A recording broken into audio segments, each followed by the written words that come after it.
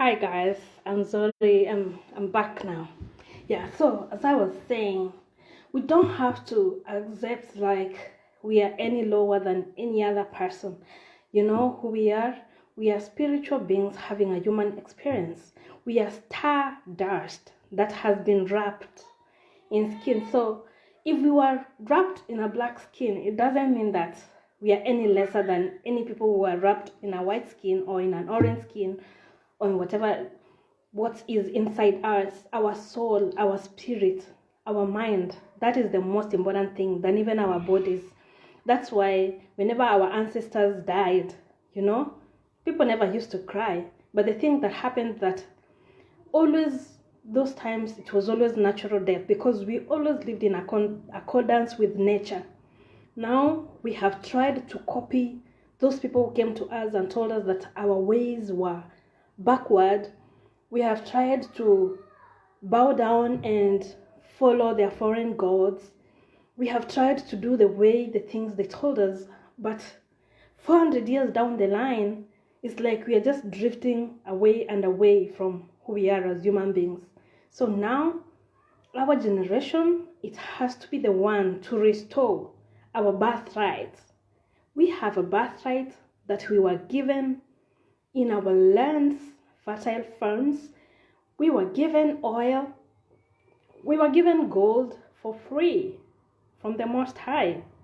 You know, before slavery and colonization, our ancestors knew the Most High. And because we are spiritual beings, religion was used in a reverse way to make sure that our minds, we don't reason. They came and promised us that, you know what, if you do this, if you obey, do everything, obey your master, then you will go to heaven.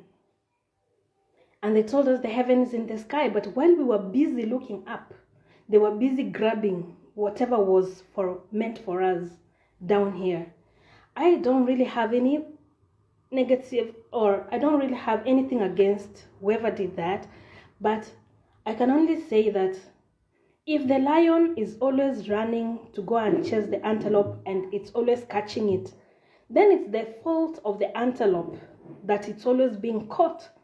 It's high time that we arise as black people and see where the rain started to beat us. We have been divided and we are in several parts of the world and blaming each other like you Africans in Africa, you don't know anything, you sold us out and all. It's not true, you know. The one who conquered us has been the one who has written our history and has been the one telling us stereotypes about ourselves. So it's high time we come together, share our own true experiences, share our own true stories, and forgive each other. Of course, we have a part to play because if we always keep blaming someone else, then we will never take responsibility. We have to agree that we have failed ourselves. We have failed our children. Everything that comes up, we want to copy paste everybody's culture. Right now, millions of you all over the world, blacks, you're buying gifts, putting them under some tree and lying to your own child that, you know what, these gifts, they were bought by someone called Santa. Are you not raising a lying generation? How are you going to unlie to your baby? If they lie to you, how are you going to say that no, you should not be lying when you yourself, you did that knowing very well that there was no Santa? It was your own effort, your own sweat that raised that money to buy your child that gift. So we have to right our wrongs. We have to accept where we went wrong. We have to accept that we have some responsibility. We have some part to play in this. You know, Muhammad Gaddafi wanted to unite Africa, but he was betrayed by his own best friend.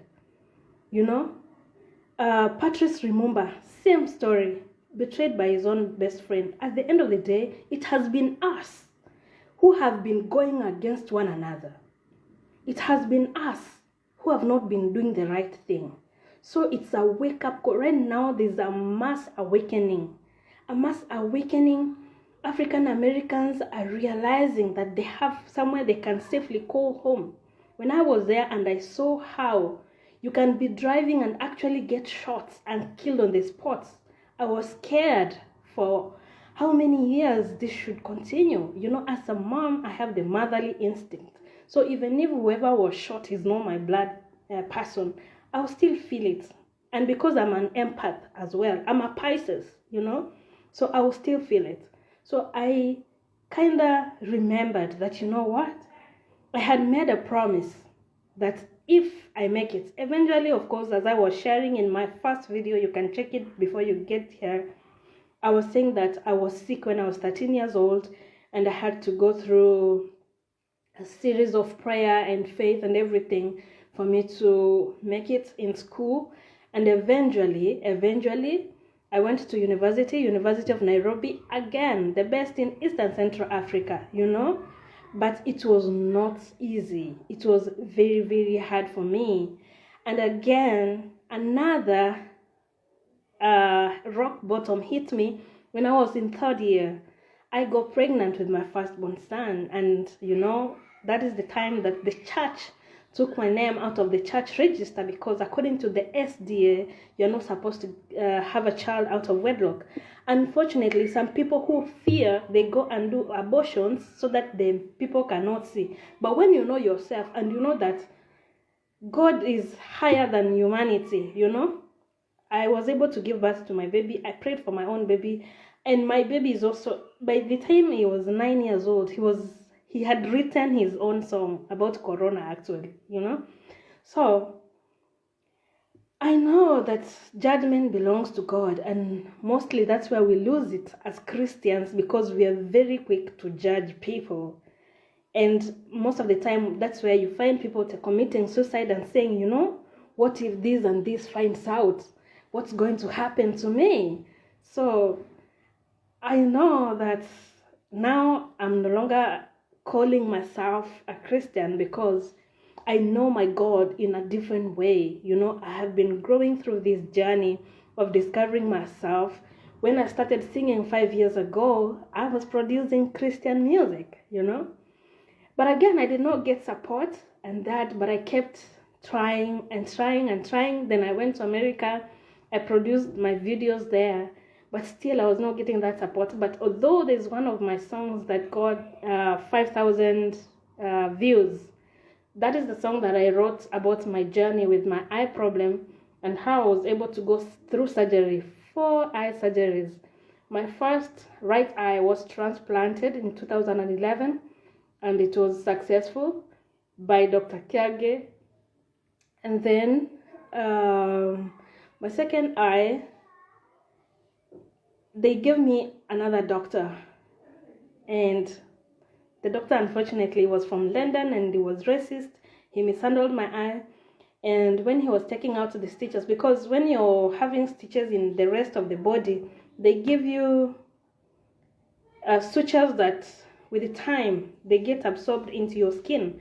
But for the eye, whenever they do the transplant, they have to take the stitches out because the eye material is different. So when he was removing the stitches, he pulled, and there was a tear in my transplant. So I had a wound in my eye, complete with pus, and it was painful. And that is the time I said, you know what, I know God, I had prayed that I want to get healed, but at this point I want to die, because the pain was beyond words, you know. But that is actually, by the time I had my son, sorry, I have to connect this from the first part. By the time I had my son, they removed my name out of the church register, the SDA. So I stopped going to church for 4 years. Then I was able to go to university, and I got a job with the bank, Equity Bank. God bless Dr. James Mwangi. And so Equity Bank eventually, because I told people that my parents were not able to afford the money that was needed. It was Kenya shillings 2 million. So the bank actually paid for me, and I had 4 surgeries in 4 years. Yeah. So eventually I got healed, but then of course you cannot compare. Like, it's not like if your foot that you were born with is cut and then you're given another foot. Of course you cannot be able to run 100 meters with it. as much as it's still functioning, but I still operate with my eyes. But as I grew spiritually and everything, I was able to teach myself on how to use my sixth sense. I don't really use my eyes that much. I read things with my mind. I'm able to sense people when they are around me. Like, I'm able to sense negative people, positive people, like that, because of using my mind, and also because of I became a spiritual person. Like, I tapped into what our ancestors used to call Engoro, because me, I'm from the Gusii community. They call Engoro the powers of creation that created us. So I was able to go back there. But before then, after I had left the church and I was now working at the bank, and then my house help told me, you know what, this your eye problem looks like it's not is not a normal problem. Can we go to my church so they can pray for you? So she introduced me to Deliverance Church. But again, in SDA, we were being told that if you go to church on Sunday, you'll go to hell, because the church is supposed to be on Saturday. So to me, those were many questions, because why is it that everybody wants to go to heaven, but everybody thinks the other one is not going? Too judgmental, and yet you're claiming that God is love. Then all of you're supposed to be love, So anyway, later, after I was still a Christian, I went to America. No, wait. So after I got the job in a bank, by then I already have my son. Already the church has excommunicated me. Already now I've joined Deliverance. So I met now the father of my first son was someone, a tribe different from mine. So both families were like, no, you can't marry this tribe. You can't marry this tribe, So now I went to a man that was from my tribe, a man that was an SDA like me, but there was alcoholism, there was violence, and all this did not work out. And I went now to that Deliverance Church, and I was talking about my marriage problems, and they were like, you know what, God hates divorce, sister, you're the one to make your marriage work. And let me tell you, for 10 solid years, I was in and out of that marriage. Even to a point that my ex had a child. Although we were just like cohabiting, we did not officiate our marriage. But up to an extent that my ex had a baby with another woman. But for me, I've never had a problem with polygamy, and I love children. So I would never have said, no, you cannot take care of your child. So I just stayed, So, but things just got worse with alcoholism, and there was now physical abuse and stuff like that. So that is the point now when I was lost. I went into depression. I quit my bank job. I lost my friends. I lost money. My life just went into a terrible standstill. So now that is the time that internet was coming along. So I used to go to internet on Google, type how to get out of depression. That is the time I came to read about Oprah Winfrey's story. And I said that if Oprah Winfrey, her story was this sad, and she was able to pull herself out and become the greatest woman, the richest actually, then I can make it. I continued doing more research, and that's when I came across the Miracle Morning. And I keep telling you people every single day, I learned this Miracle Morning from a white man. I don't have anything against white people. I just have a problem how we black people have allowed ourselves to be at the bottom of the pyramid, and we are comfortable seated there complaining. Imagine if the lion always wants to go and target the antelope, and the antelope is not trying to run away. They are just seated there and complaining. The lion will just come and eat you, At the end of the day, it's the law of the jungle. They are trying their best to survive, so we also have to try our best to survive. And what is our best survival strategy? Unity. Just one word. Unity, So that has how my journey has been. So when I went to America, and then George Floyd died and the Black Lives Matter started, I just had this inner calling that, Actually, black lives should just matter, not just in streets demonstrating, but in real life. We should see black lives people owning businesses. We should see, black children being proud to wear. That's when I started keeping my natural hair. I stopped wearing makeup. I said I'm going to demonstrate by living the life. I'm not going to demonstrate by holding placards on the road, but I'm going to demonstrate by living the life. So it's been 5 years in this journey, but I did not have much support until recently in August. That is when I started again. And I'm trying to summarize because my story is long, I'm turning 40 years in February. I'm turning 40. It's been a long journey I have lived, a journey of pain, betrayal, rejection, but a journey that has made me grow spiritually, made me grow physically, a journey that has made me know how to love people no matter where they belong to. I love white people, I love black people, I love Christians, I love Muslims, I love everybody. But I have a lot of Christians who have unfollowed me because I've said that I pray to God of my ancestors. So Christianity and Christians, you need to try and train yourself on how to be loved, because God is love and judgment belongs to him. If only you can use those two, then you will remove judgment from your heart. Don't mind what people are doing. Leave it to God. If they are going to burn in hell, it's their own problem and God's problem. You try and do your part. Show them love, That is the best way. So for us to be able to move ahead, forward, we have to try and remove all these tribal things that were put against us. We have to remove all these borders that were created in 1884. That is when Africa was divided like a piece of pizza on a table. And we have held onto those divisions to help disintegrate ourselves the more. We have called people names because they are Nigerians, called people names because they are Kenyans, called people names because they are from Zimbabwe, called people names because they are from South Africa. But at the end of the day, we are a child of one parent. That is what binds us together. We have our 1,001 languages that we speak, and we cannot look down upon them and say that this language is better than this and that. No. That is what whoever conquered us told us. And we stopped all our languages, we stopped all our dressing, we stopped worshiping our gods. We tried to copy everything that they told us, but it's not working for us. So why don't we also try? It's been 400 years in the journey. Why don't we also try now going our way? Give ourselves 400 years and see how far we can go. Or maybe see how down we can go, because I know we can not go down. Mwachamila ni mtumwa, walinena wahenga.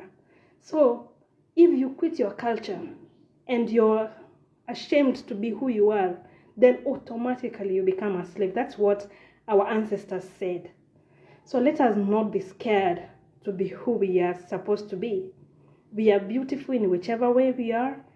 We are hard-working people, very, very hard-working. We have helped build the economy of the world with our resources, with our hands. With the hands of our ancestors, they build the industries that are running the world right now. And with these same hands, we can go back to our farms, plant our trees, go back to nature, and just worship gods of our ancestors without shame, without fear. And some of us who are Christians, don't judge us, just accept us how we are, because we know and we have experienced the power of the creator of our ancestors. Because my journey, especially me, has been but this far. So thank you so much. I'm so humbled for all of you that watch. You can see how the journey has been so difficult. Being a single mom with eye problems, I have had to be the father, had to be the mother, had to be the house help, had to live so that my children can be able to live as well. Now my son is 16 years. It's not been easy, but it has taken the grace, So don't judge people before you just look at, you judge and no, you just let people be. You don't know their journey. You don't know how many tears I have cried in my blankets. You don't know anything. So just don't be quick to judge. Don't be quick to dismiss, It's better for you to even just forget about that person than try to send them to hell, to judge them, or to make conclusions of things that you don't even know. And also my story, an Oprah story, who's my mentor, or my role model, not my mentor, my role model, it has shown us that we can rise from pain, we can rise from nothing, we can believe, or let me say not believe, I like facts. We have facts that actually someone can recover from blindness. We have facts that actually someone can rise from poverty. We have facts that actually it can happen to one, therefore it can happen to all. If you look at Oprah's life, she was growing and prospering in the middle of the white people. She never hated them. She never revenged on them. She was just there. At the end of the day, when you remove yourself from blame, when you remove yourself from being a victim, when you remove yourself from being bitter in your heart, then you're able to take wings and the rest of the world will just be watching you go. Remove the victimhood. We've been crying victims for too long. Let me tell you one secret. Our presidents are never going to help us. But only us can help ourselves, because our presidents are told, here's a 1 billion check. For the rest of your life, your family will never suffer. Just let us do whatever we want to do with Kenya. And they sign the check and laugh and go back home. But if ourselves, we can gather ourselves in our small villages, plant those trees, take care of those goats, the chicken, the cattle, then we can exchange between ourselves. In our own small spaces, we will be able to have helped ourselves, whether they are taking the money or not. As in our own homes, we are feeding ourselves. If the women who usually take knife and stab their men just because they think the man has now another woman, if you stop doing that and remove yourself, I told you 10 years I was dealing with another woman but I never thought of taking a knife and doing anything. You don't have to kill him, leave him. These things of let death do us part, it was not our making. It was not our making. Whenever there was a problem in marriage, the elders would sit down, and if they would see that this problem cannot be solved, they would dissolve the marriage in peace and everybody will go. But this thing of till death do us part, we have used the spells to cast ourselves with death. That is why whenever you're being left with this man, you're like, no, because you confess, what you confess, you possess. We actually, I don't know whether my elder Bishop Mabonga is still watching, but Bishop, please, can you be able to come up with the vows that can be used in an African setup of a marriage? Because this confession of death do us part, it has caused many deaths in marriages. We need to review the vows that bind people together, because death was never part of what people did. Marriage never worked. Divorce was never part of things people rushed to do. People took their time before eventually they would decide, okay. But even though you are in that relationship, you are not scared. But now if people have a problem, they have to maybe go and try and sleep in separate rooms. Maybe someone is trying to poison the other one. It was never like that. Even if it was going to end up in separation, people did it peacefully. And everybody go their way. And they made sure that the children involved are not affected. Because that's a whole generation that you have, And the children don't belong to you. Those children you have been gifted by the Most High. So why would you want to kill? That now your marriage is not working, you take a knife, kill yourself, kill your wife, kill your children. It's an abomination. It never happened in our ancestral homes. It never happened. Rape cases. Nowadays we hear of fathers raping their daughters. Even seeing your father naked, it never happened. Even just seeing himself. Even seeing your mother naked, it never happened in our society. So we actually have tried to follow the Western ways, but we are destroying ourselves and we are destroying generations and we are cursing ourselves. Because there was like this instance that I was watching the other day, a Ugandan mom. The man has gone to America, worked so hard and brought her along with the daughters. Just because they have seen a message that this man is talking to another woman, they undress him. It never used to happen like that. You respect your father, it doesn't matter whether he's right or wrong. You can disagree in a respectable way. I see Kenyans right now. They abuse the Honorable Raila Odinga. If you know that that man was castrated because he was fighting for your freedom, you will never do that. Even if the elder is wrong, do not abuse them. You're collecting curses for yourself. It is not good. Disagree, but with respect. Disagree, but with respect. We have brought curses on ourselves, brought curses on our children. We can never unite. We can't be together. We really need to try and do things right. Unity, unity, unity. Love, peace, and unity. Those are there's right now we are celebrating the Kwanzaa holiday for Black culture, and let it not just be a celebration. Let it be a togetherness call. I know there are 7 pillars, but I've forgotten some of them. But I know there's peace, love, unity, faith.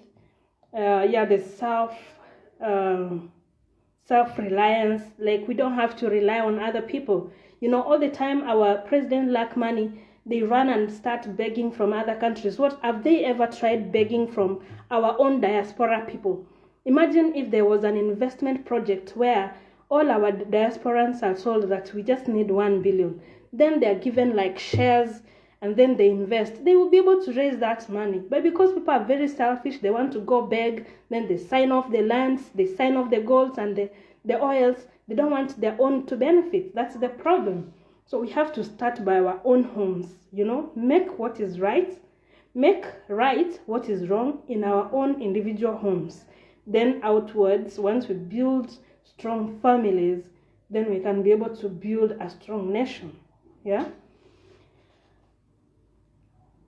Yes. So thank you so much. To me, even one person watching, to me, even just one person commenting is a very message that is so dear to my heart, because I believe we deserve better. So I really do appreciate your support. I just appreciate you in every single way. Just know that this has been a dream for a girl who was 13. She's now 40, and it's when her dream is coming to pass. So don't give up. Don't lose hope. Maybe your dream is taking 10 years or 5 years, but one fine day it's going to happen. And you will forget all the pain that you have been through. You'll forget all the people that have rejected you, because the right ones will always understand you and they will always accept you. You will forget all that has happened. You'll forget all the loss. Yes. So, thank you once again. I greatly appreciate you. Ciao. Bye-bye. Remain blessed and happy Kwanzaa to all the Black nation, to all the Black children all over the world. I love you. Ciao. Bye-bye.